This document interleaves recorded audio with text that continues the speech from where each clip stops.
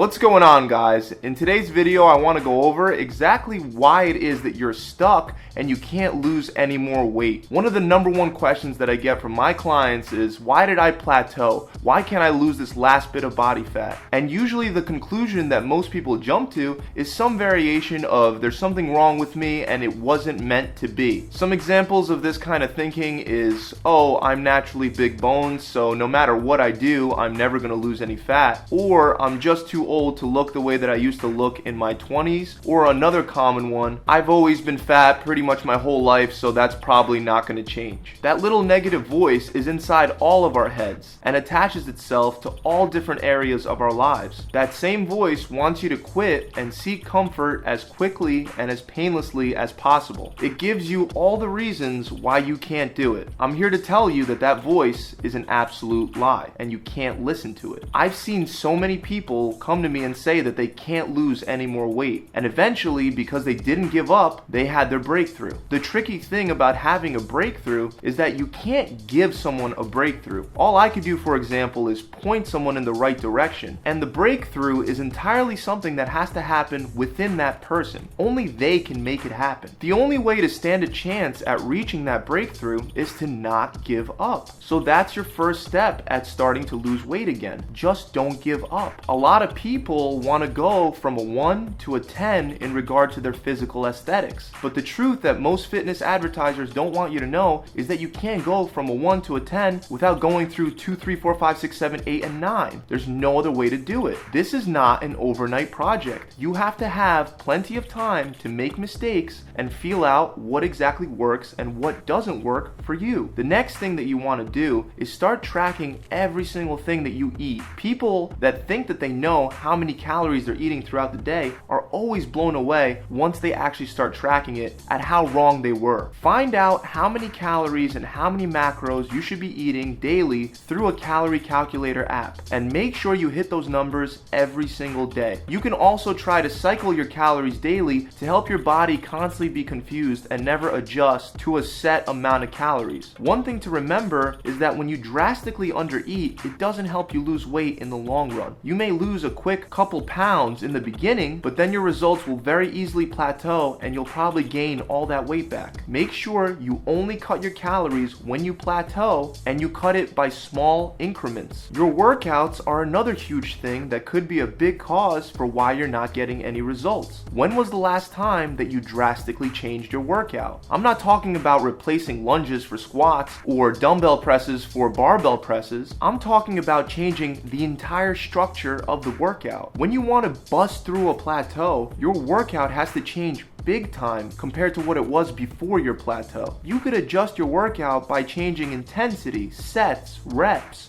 rep tempo, duration, and time under tension. You can also throw in drop sets, supersets, and even giant sets. There are really a lot of ways that you could change your workout to break through a plateau, but the point is that it has to change drastically to really shock your body. Now, if you're exercising and tracking what you eat and you're still not losing any weight, the problem may lie in your hormones rather than what you're actually doing. There are a ton of hormones that could block our body's ability to lose weight, and they're mostly released when we're stressed. Cortisol is one of the main hormones that will prevent us from losing weight and is released when our body is under heavy amounts of stress from a number of different things, including lack of sleep, too much exercise, eating the wrong foods, and situations in our lives that cause us to worry a lot. There are a lot of other hormones that can affect weight loss, like testosterone, estrogen, progesterone, ghrelin, leptin, and the list just goes on and on. Rather than confusing you and going into all the technicalities of your hormones, I'd rather just get straight to the point and tell you what you can do to balance them out. First, and most importantly, start with your diet. Identify not only what you're allergic to, but also what you're sensitive to. Some people have sensitivities to gluten, dairy, nuts, lectins found in grains, and all kinds of other things. Different people have trouble digesting different things, and when we eat these things that our bodies have trouble digesting, our bodies become stressed out and cortisol is released.